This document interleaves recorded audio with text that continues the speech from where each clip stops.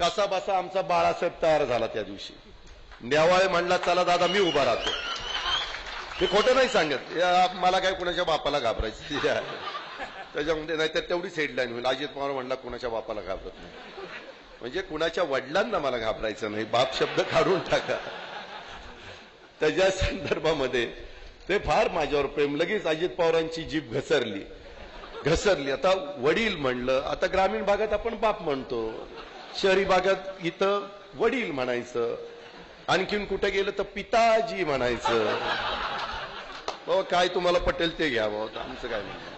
खूप वाईज कळतंय कुणाचा आवाका किती आहे आणि कुणी दिवसा इकडं रात्री तिकडं काम केले.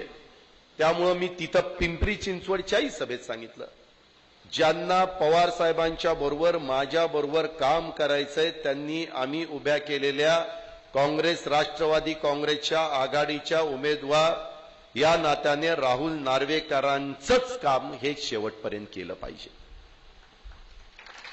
मला पद जशी देता येतात तशी पद काढता येतात, उल्हास हे लक्षात ठेव.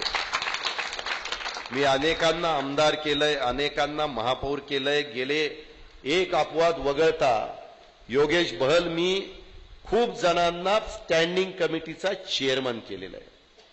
मंगला तुला मी पक्ष नेता केलेला आहे. पठाणबाई तुम्हाला मी स्टँडिंगचं चेअरमन केलंय. किती जणांची नावं घेऊ.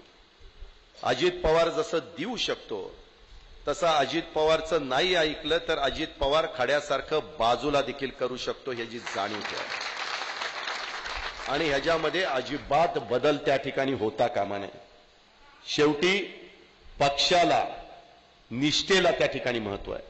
महापौर करत असताना, स्थायी समितीचा चेअरमन करत असताना, आमदारकी देत असताना, खासदारकीचं तिकीट देत असताना ह्या पद्धतीनं आम्ही अजित पवारांना काही दिलंय. कुणी मायचा लालनी उठावून सांगावं, ज्या याला 5 पैशाचा कोणाचा मिंदा नाहीये.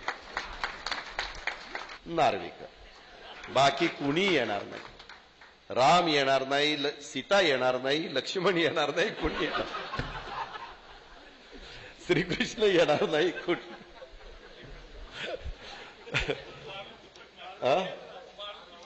मारुती तर नाहीच नाही. करा आता जेवढं स्पष्टपणे सांग. अजून काय राहिले का सांगायचं. नाहीतर पुन्हा राव दादा बोलता बोलता असंच बोलले आणि मग तसाच अर्थ निघाला. परवाच्याही सभेत म्हणले राव तुम्ही असं म्हणलं, कुणाला कुठे प्रचार करायचा ते करा म्हणले. आज म्हणलं ज्याला तिकडं प्रचार करायचा असेल त्याला पुन्हा राष्ट्रवादीचे दरवाजे कायमचे बंद असं म्हणलं, त्याच्यातनं वेगळाच अर्थ काढतात. अंदरमावळातला माणूस तिथंच काम करत असला पाहिजे. उगीच त्यानं उठायचं आणि चकाट्या पेटवत पार पिंपरी चिंचवडला जायचं काही कारण नाही. पिंपरी चिंचवडवाल्यांनी उठायचं आणि तिथनं पार त्यांनी पनवेलच गाठायची, काही गरज नाही. कुठं फिरायचं तिकडं मी फिरतोय, मी कमी पडलो तर माझा चुलता फिरेल, पण तुम्ही काय फिरायचं काय, तुम्ही काय फिरायचं कारण नाही.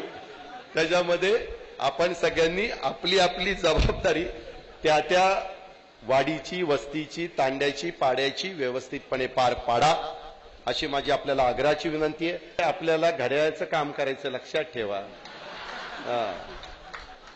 त्याच्यामध्ये बदल झाला तर मग अजित पवार आचारसंहिता संपल्यावर एकेकाकडे बघूनच घेईल कसं काय ते. मग कोणी सांगायला यायचं नाही दादा जाऊ देवा आता माफ करा. माफ नाही देत नाही.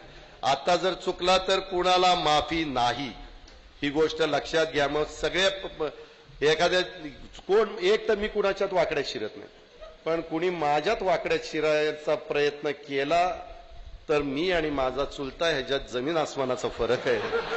साहेब सबुरीने घेतात, मी वेगळ्या पद्धतीनं घेईल. मग तुम्हाला बरंच काही आठवेल, ती आठवण्याची वेळ माझ्यावर येऊन देऊ नका. झी 24 तास रहा एक पाऊल पुढे.